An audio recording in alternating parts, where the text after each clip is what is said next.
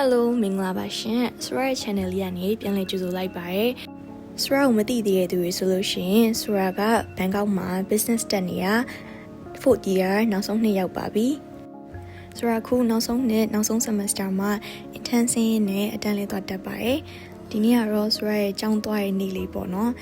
ဆိုရရဲ့ a day in my life ကျောင်းတက်တဲ့နေ့လေးမှာဘာတွေလုပ်လဲဆိုတာကိုသိချင် video လေးကိုဆုံးဖြတ်ကြည့်ကြည့်နော်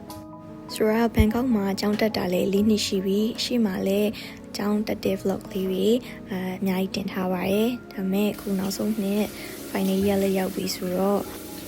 university life မကုန်ခင် vlog လေးတွေစူးစမ်းပြီးတော့ရိုက်ထားပါတယ်ထိုင်းမှာကျောင်းလာတက်ချင်တဲ့ကလေးတွေတော်တော်များများဆိုရ vlog တွေကြည့်ကြရဲပြီးရင်ပြင်မှာတွေ့လို့ရှိရင်ဆိုရကိုလာနှုတ်ဆက်ကြရရမ်းချဖို့ကောင်းပါတယ်ဆိုရခုကတော့ oatmeal ပြင်နေပါတယ်ဒါရက်လုပ်တယ်တော့မဟုတ်ဘူးပေါ့နော်ရိုင်းကြိုက်လို့စားဖြစ်တယ်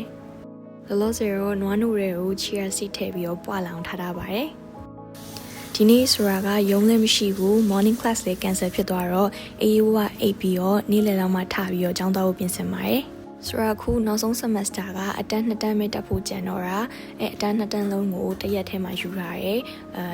တပတ်မှာ4ရက်ကိုဆိုရလောက်သွားရဲတစ်ရက်ကိုကျောင်းသွားရဲပေါ့နော်ဆိုရဘာတက်နေလဲမသိသေးဘူးဆိုလို့ရှိရင်ဆိုရက business major ကို2 degree ယူရပါတယ် University of Thai Chamber of Commerce UTCC ထိုင်းရဘွဲ့တစ်ခု University of Newcastle Australia ဘွဲ့တစ်ခုယူရပါတယ်အကယ်၍ဆိုရလိုမျိုးထိုင်းမှာပဲကျောင်းတက်ပြီးတော့ Australia ဘွဲ့လေးရခြင်းနဲ့၄နှစ်ထဲနဲ့2 degree ရခြင်းနဲ့ကလေးတွေရှိလို့ရှိရင်ဆိုရ comment မှန်ခဲ့ပြီเนาะဆိုရနောက် video တစ်ပုဒ်တင်ပြီးတော့ဆိုရအကြောင်းနဲ့ပတ်သက်တဲ့ program လေးထပ်ပြီးရှင်းပြပေးမယ်ဆိုရ2 degree ယူရတော့လေပထမ2နှစ်ကတော့လွယ်ရဲ့အဆင်ပြေနဲ့ပဲဖြတ်တန်းခဲ့ဒါပေမဲ့နောက်ဆုံး2နှစ်ကတော့ Australia standard နဲ့ညီအောင်စာသင်ရတဲ့ somewhere ဖြေရတော့နည်းနည်းတော့ပင်ပန်းခက်ခဲခဲ့ပါတယ်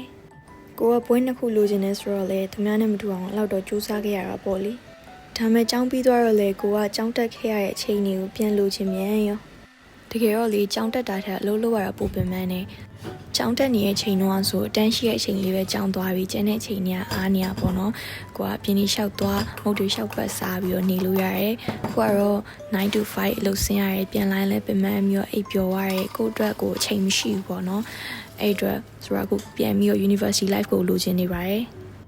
ဆိုတော့ oatmeal စားတဲ့ပုံစံကလေသူများရဲ့လိုမျိုးစနစ်တော့ကြာမနေဘူးဆိုတော့ကြိုက်တဲ့ ingredient တွေပဲထည့်စားတော့လေ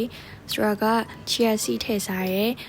cereal လေးထည့်စားရဲပြီးတော့ protein shake powder လေးထည့်စားရဲပေါ့နော် protein shake ကလည်းလိုမျိုး strawberry ရတာလေးဆိုကိုကြိုက်တဲ့ဟာမျိုးလေးပေါ့နော်ကြောင်မသွားခင် branch အနေနဲ့မြန်လေးစားလိုက်ပါတယ်ဆိုတော့အရင်တော့ကကျောင်းနောက်မှာနေတော့ walking distance တွေပဲကျောင်းကိုလမ်းလျှောက်သွားရတဲ့ရောက်ပြီးအခုကတော့ဆိုတော့အလုံနာမှာပြောင်းပြီးတော့နေတော့ကျောင်းကိုMRT 45မိနစ်လောက်စီးရတယ်ပေါ့နော်ဒါမဲ့ကျောင်းသွားရဲ့ရက်ထက်အလုပ်သွားရဲ့ရက်ကပိုများရဲဆိုတော့ဆိုတာလေအေးဝချင်းတော့အလုပ်နားမှာပဲပြောင်းဖြစ်သွားတာပါ MRT ကတော့မိနစ်20ပဲစီးရတယ်ဒါမဲ့အထားဆောင်တာနဲ့ပြီးဆိုတာ MRT gate ရောက်လို့ရှင်ဆိုတော့ကျောင်းကဝှေ့ကွမ် gate မှာဝှေ့ကွမ် gate ကနေပြီးတော့ကျောင်းရောက်ဖို့ bike နဲ့ထပ်စီးရတယ်ပေါ့နော်အဲ့တော့ဆိုတာအချိန်တွက်ကြည့်လိုက်တာ total 45မိနစ်လောက်တော့သွားတယ်ကျောင်းရောက်တော့ဆိုတော့ group presentation ရှိရနေဆိုတော့စာရင်ကြည့်နေပါတယ်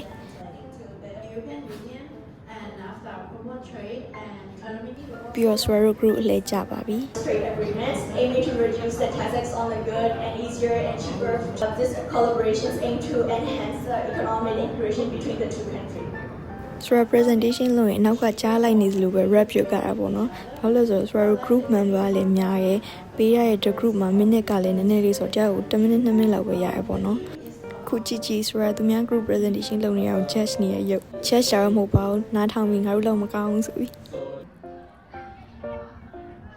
အဲ့လိုနဲ့ညနေအတန်းပြီးတော့ဆိုတော့ကျောင်းသားကမရှိဆိုင်နေအသစ်ဖွင့်လာတဲ့ဝင်ပြီးတော့ဆက်စုပါတယ်ပြီးတော့ဆိုတော့ညနေဘက်ကိုအိမ်ပြန်ပြီးတော့လည်းဘာမှမစားချင်တော့လေကျောင်းသားမှာပဲတခါရဲမုတ်ဝယ်ပြီးတော့ဒင်နာစားခဲ့ပါတယ်ဆိုတော့ဒီနေ့ညနေကတော့ spaghetti စားပါတယ်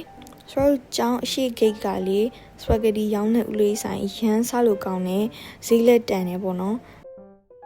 ကျောင်းကအစားအစာတွေအကုန်စားလို့တကယ်ကောင်းပါတယ်ဆိုတော့အခုကတော့မစားရတော့လွမ်းနေပြီကျောင်းနာအစားအစာတွေအကုန်လုံး စားပြီးတော့လေ MRT gate မှာဆိုတော့တောက်နေကြအုံးရည်တဲ့အန်တီတွေ့ရနဲ့ပြေးပြီးတော့ဝယ်တောက်ခဲ့ပါသေးတယ်အဲ့လိုနဲ့ဆိုတော့အိမ်ပြန်ပါပြီဗီဒီယိုလေးကိုဆုံးဖြတ်ကြည့်ပေးလို့ကျေးဇူးအများကြီးတင်ပါတယ်နောက်ဗီဒီယိုတွေမှာပြန်တွေ့မယ်နော်ဘိုင်ဘိုင်